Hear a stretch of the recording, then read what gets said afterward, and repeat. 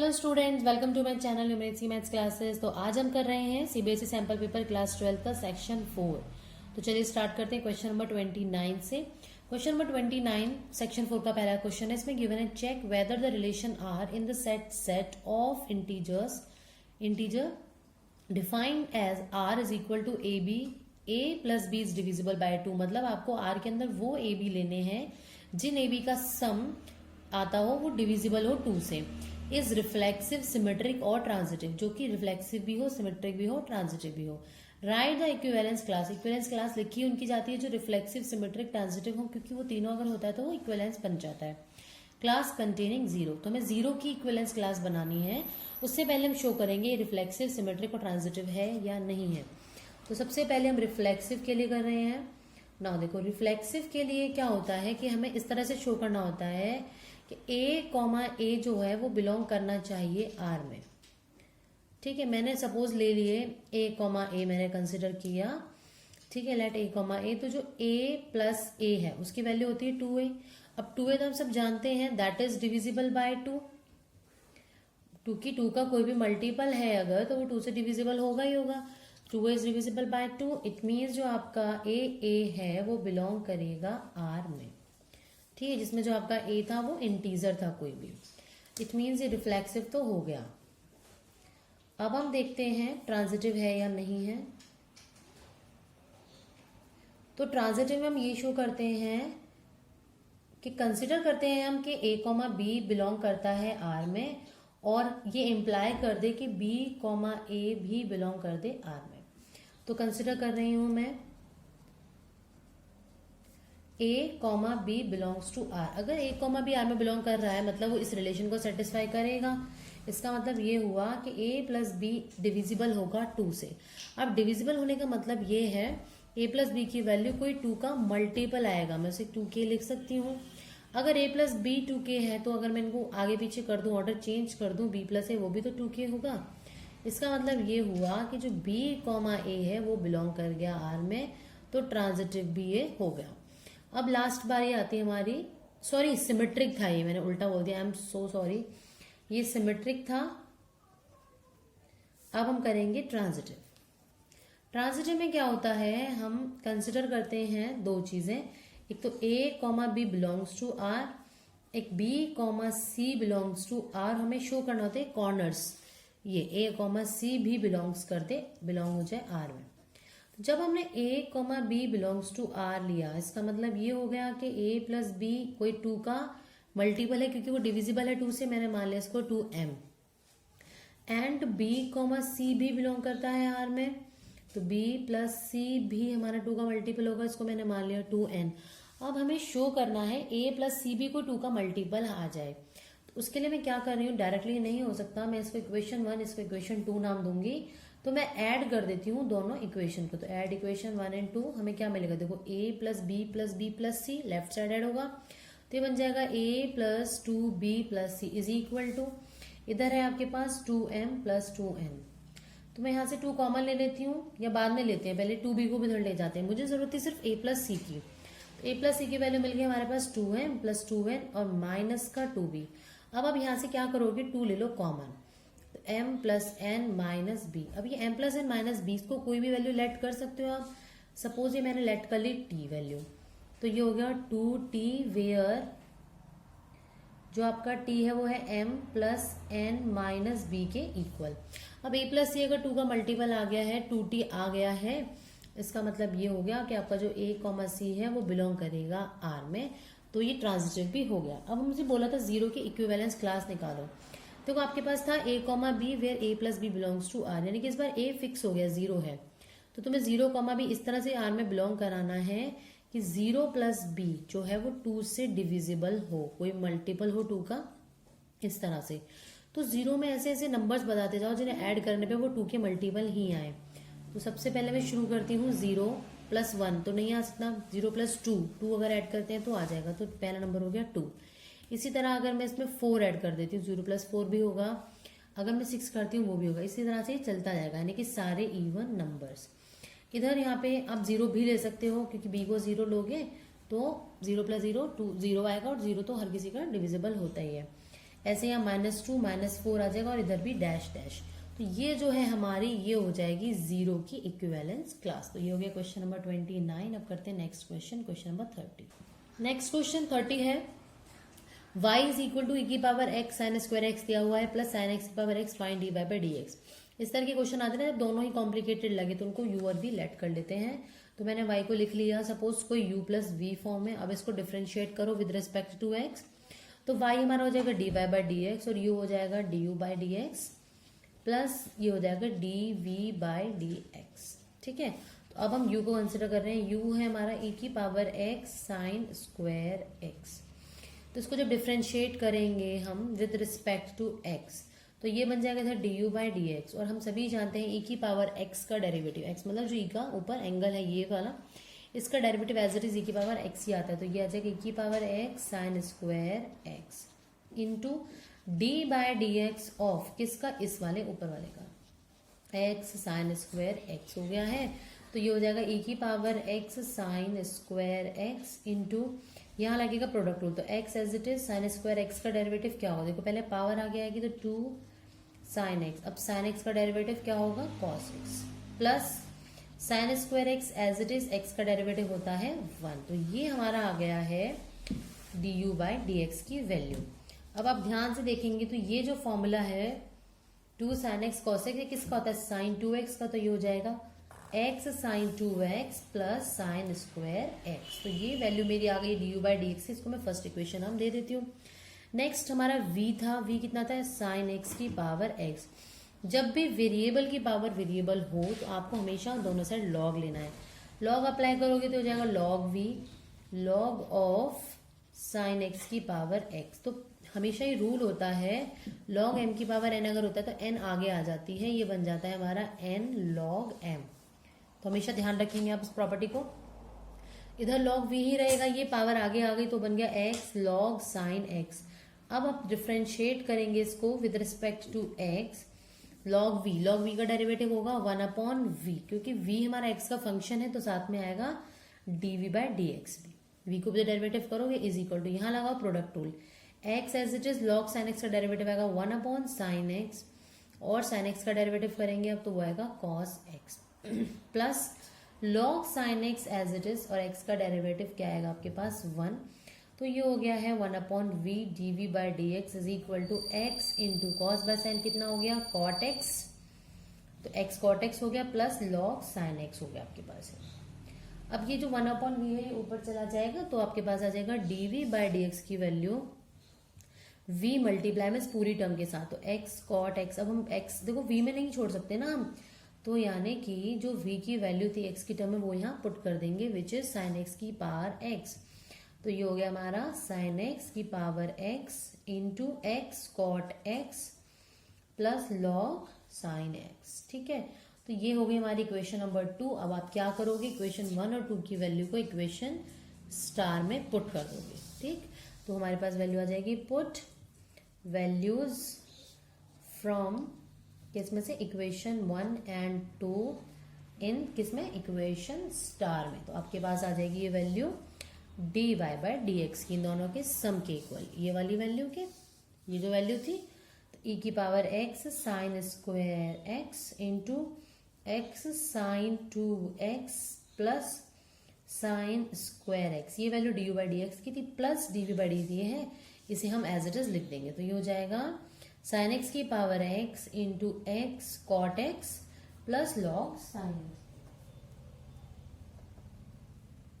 Okay, तो ये easy question था, क्वेश्चन नंबर 30। आई होप आपको समझ में आ गया होगा। तो नेक्स्ट करते हैं क्वेश्चन नंबर 31।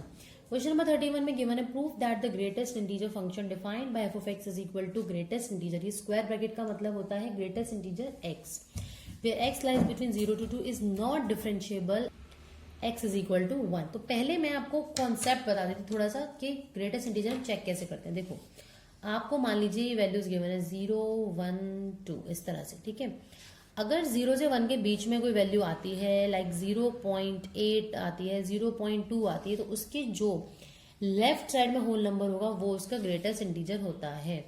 यानी कि 0.8 की वैल्यू भी 0 होगी, 0.2 की वैल्यू भी 0 होगी। अगर 1 से लेके 2 के बीच में कोई वैल्यू आती है, लाइक 1.2 का है, 1.9 का भी है, तो भी आपका उसके लेफ्ट साइड में जो सबसे होल नंबर है विच इज 1, 1.2 का ग्रेटेस्ट इंटीजर भी 1, 1.9 का ग्रेटेस्ट इंटीजर भी 1। ठीक है, अब हम करना शुरू करते हैं। क्वेश्चन हमें गिवन है, prove that the greatest integer function defined by this is not differentiable. तो नॉट डिफरेंशिएबल या डिफरेंशिएबल जो भी है उसके लिए हमें लेफ्ट हैंड डेरिवेटिव और right hand derivative find out करना होता है।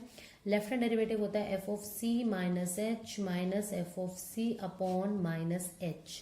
ठीक है, नाउ अब क्या नाम है, हमारा जो सी है वो पॉइंट होता है जिसमें हम इसे चेक कर रहे हैं। तो ये हो जाएगा मेरा, अच्छा लिमिट एच टेंड्स टू 0 भी लगाते हैं, वो ध्यान रखेंगे आप।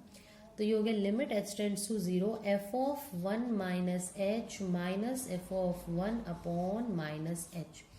नाउ एफ ऑफ एक्स जब ये है तो जब एक्स की जगह 1 माइनस एच लिख दिया तो यहाँ भी एक्स की जगह 1 माइनस एच आ जाएगा।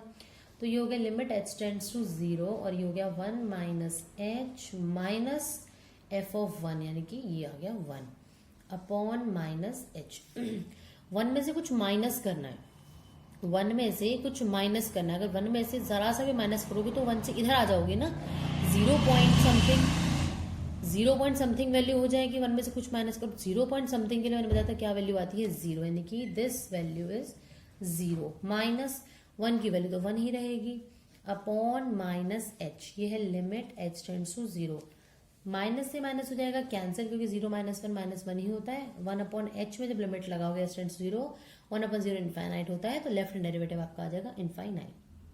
तो अब हम फाइंड आउट करते हैं राइट हैंड डेरिवेटिव, जो कि होता है हमारा limit h tends to 0 f of c plus h minus f of c upon plus h. ठीक है, तो यहाँ पे होगा आपका limit h tends to 0, c कितना था 1 था, तो 1 प्लस एच माइनस यहाँ पे भी 1 आ जाएगा। मैंने एक स्टेप स्किप करके डायरेक्ट लिख दिया है ना। 1 प्लस एच है, 1 में कुछ ऐड कर रहे हो, वो एच ना बहुत स्लाइटली लेस वैल्यू होती है। ऐसा नहीं कि 1 में आप 3 ऐड कर रहे हो, 4 ऐड कर रहे हो, नहीं, 1 में कुछ 0 पॉइंट समथिंग वैल्यू ऐड करोगे तो वो ऑब्वियसली 1 पॉइंट समथिंग ही आएगा, 2 के क्रॉस तो नहीं कर पाएगा। तो उसकी जो नियरेस्ट लेफ्ट वाली वैल्यू होगी वो होगी 1। तो 1 प्लस एच में जब हम ग्रेटेस्ट इंटीजर लगाएंगे तो वो मेरा आएगा 1, माइनस 1 का तो 1 ही होता है अपॉन एच। तो ये हो गया 1 माइनस 1 विच इज 0। तो 0 बाय एच क्या होगा, 0 बाय एच में लिमिट लगाने से पहले ही 0 पॉइंट समथिंग हमेशा क्या होता है आपका 0 होता है। तो left hand derivative right hand derivative क्योंकि आपके इक्वल नहीं आए हैं, इसलिए अब आप कहोगे therefore f is not differentiable at x is equal to 1। Okay, now करते हैं इसका नेक्स्ट क्वेश्चन। एक इसका ऑप्शन में पार्ट दिया हुआ है, इफ x is equal to a sec theta and y is equal to b tan theta find d square y by dx square at x is equal to pi by 6। ऐसे वाले question में हम dx by d theta find out करते हैं। पहले इसमें dy by d theta, उन दोनों को डिवाइड करते हैं, हमें मिल जाता है dy by dx। तो पहले मैं यहाँ से करती हूँ dx बाई डी थीटा, बहुत ही सिंपल क्वेश्चन है। सेकेंड थीटा का डेरिवेटिव हमारे पास होता है second theta into tan theta, और इधर से dy बाई डी थीटा निकालेंगे तो b टेन थीटा का डेरिवेटिव होता है सेकेंड स्क्वायर थीटा। ना हमें जब dy बाई डी एक्स निकालना है तो मैं इसको देखो क्या लिख सकती हूँ, dy by D theta upon D x by D theta. dy by D theta की वैल्यू क्या है, b second square theta upon इसकी वैल्यू है a सीकेंड थीटा टेन थीटा। एक सीकेंड से एक सीकेंड कैंसिल हो जाएगा। इस सीकेंड को मैं लिख सकती हूँ 1 अपॉन कॉस थीटा, और इस टेन को मैं लिख सकती हूँ साइन अपॉन कॉस थीटा। इससे कैंसिल b अपॉन ए 1 अपॉन साइन, तो 1 अपॉन साइन को मैं लिख सकती हूँ कॉसेक थीटा। तो ये मेरा आ गया है dy by d x b upon a cosec theta. अब क्योंकि मुझे सेकेंड डेरिवेटिव करना था तो मैं इसी स्टेप पे इसे डिफरेंशिएट कर लेती हूँ विद रिस्पेक्ट टू x। तो ये हो गया d square y by d x square is equal to b y, तो कॉन्स्टेंट उसको अलग रहने दो। कॉसेक थीटा का जब आप डेरिवेटिव करोगे तो सबसे पहले तो आएगा minus cosec theta into cot theta, into साथ में थीटा का भी तो डेरिवेटिव होगा, वो भी तो फंक्शन ऑफ एक्स है, तो यहाँ आएगा D theta by D X. तो D theta by D X कहाँ से आएगा, इसका रेसिप्रोकल ही तो होगा।